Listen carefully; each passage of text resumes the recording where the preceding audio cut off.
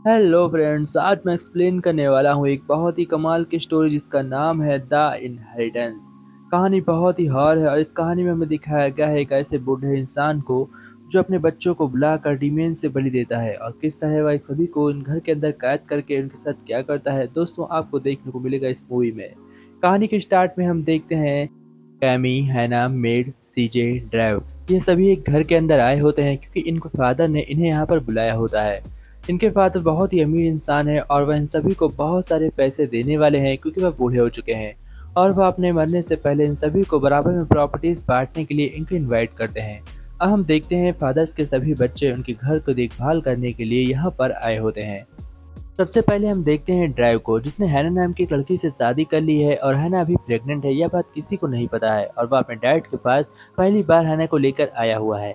तभी हम देखते हैं उनके डैड जिनका नाम चार्लिस होता है, वह अपने बॉडीगार्ड को यहाँ से भेज देते हैं और कहते हैं मुझे अपने बच्चों से बात करनी है।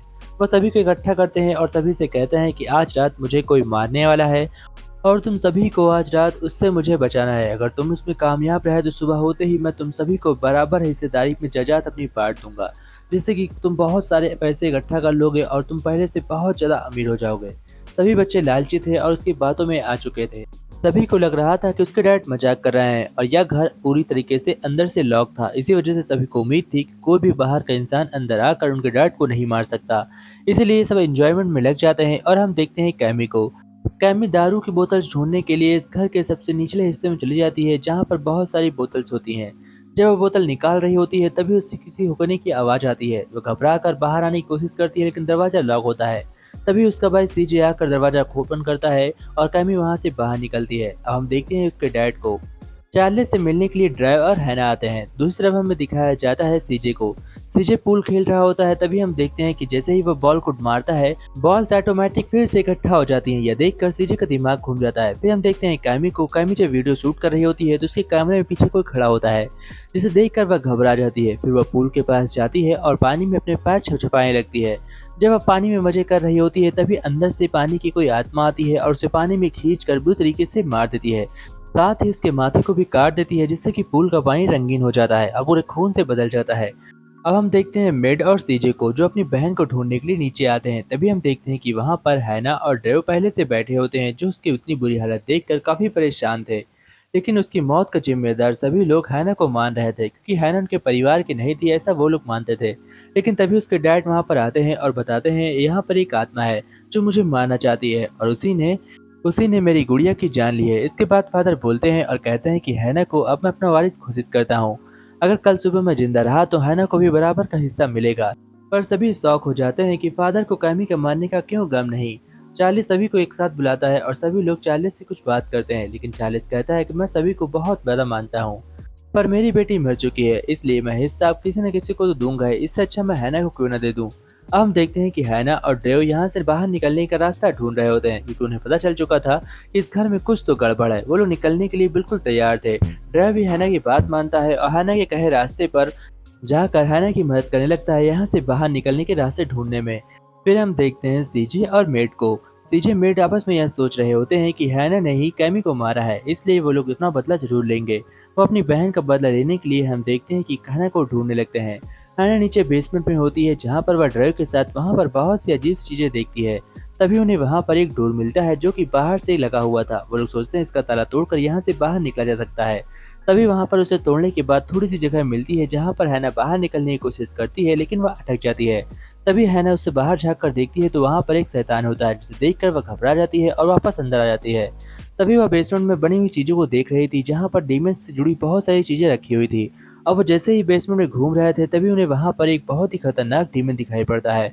वह उसे देखकर फौरन वहाँ से भागते हैं। अब उन्हें यकीन हो चुका था कि इनके साथ क्या हुआ है।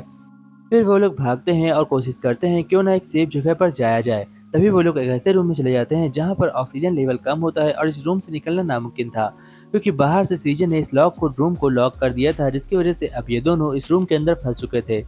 ड्राइव कहता है कि हैना हमें यहाँ से बाहर निकलना होगा क्योंकि हम अगर यहाँ से बाहर नहीं निकले तो हम इस रूम में ही फंस कर मारे जाएंगे। इतनी देर में हम देखते हैं सीजे मेट के साथ बाहर घूम रहा था कि तभी मेट को एक डीमन अपने आप हवा में उठा लेता है। यह देखकर सीजे काफी घबरा जाता है और फिर देखते ही देखते वह मेट को पकड़कर टांग खींच लेता है और मेट जाते ही सीजे उसका पीछा करता है ताकि वह अपनी बहन को बचा सके, लेकिन जैसे ही वह उसकी तक पहुंचता है हम देखते हैं कि मेट के ऊपर शैतान हावी हो जाता है। हम देखते हैं कि वह कामी की तस्वीर देख रही होती है। कामी की तस्वीर से अचानक से खून निकलने लगता है। तभी अचानक से इस तस्वीर से कामी बाहर आती है और वह बहुत ही हॉरर लग रही थी, यानी कि वह एक डायन के रूप में बाहर निकलती है, शैतान के रूप में। और फिर वह मेट के ऊपर उल्टी कर देती है और फिर वह मेट को जान से मारने वाली थी कि इतनी देर में वहां पर सीजे आता है और वह उस डायन के ऊपर गोली चलाता है। लेकिन जब उसे पता चलता है कि वह गोली उसको नहीं बल्कि मेट को लगी है, वह अंदर से टूट जाता है। अब उसे पता चल चुका था कि डीमन ने उसे धोखा दिया है और वह समझ चुका था कि डीमन ही सबको मार रहा है, इसलिए वह हैना को बचाने के लिए फिर से वापस जाता है। इधर हैना और ड्राइव दोनों ऑक्सीजन की कमी से मरने ही वाले थे, तभी वहां पर सीजे आकर दरवाजे को खोलता है और दोनों को बाहर निकालता है और वह सभी से कहता है कि तुम यकीन नहीं करोगे कि मेरे साथ क्या हुआ। लेकिन इससे पहले हैना कहती है कि मैंने एक डीमन को देखा। अब उन सभी को भरोसा था कि इस कमरे के अंदर एक डीमन आ चुका है जो करके इन सभी लोगों को मार रहा है, इसलिए सभी प्लान बनाते हैं कि अब इन्हें एक साथ होना चाहिए और उस डीमन का सामना करना चाहिए। अब हैना इस घर से निकलने का दूसरा रास्ता ढूंढने लगती है। तभी वह घूमते घूमते एक ऐसे कमरे में पहुंचती है जहां पर डीमन से हुआ एग्रीमेंट उस बूढ़े इंसान के साथ रखा होता है।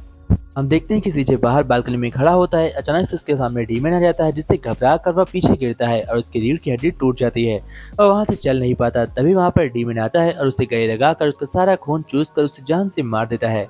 अब हम देखते हैं उस एग्रीमेंट को, जहां पर हमें दिखाया जाता है कि उस एग्रीमेंट में उस 40 नाम के आदमी ने अपने बेटों का सौदा किया है उस डीमन के साथ, ताकि वह पूरी जिंदगी इमोर्टल रह सके अपने चारों बेटों की बलि देकर।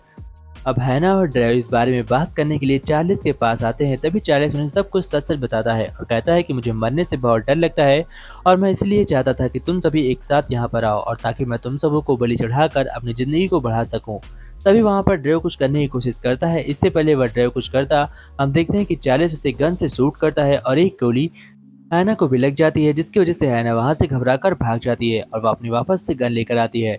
ड्रेव तो मारा जा चुका था। हैना उस गन को उठाकर उस बूढ़े इंसान से बचने के लिए छिप जाती है और जैसे ही वह उसके सामने आता है तो वह उस पर गोली चला देती है।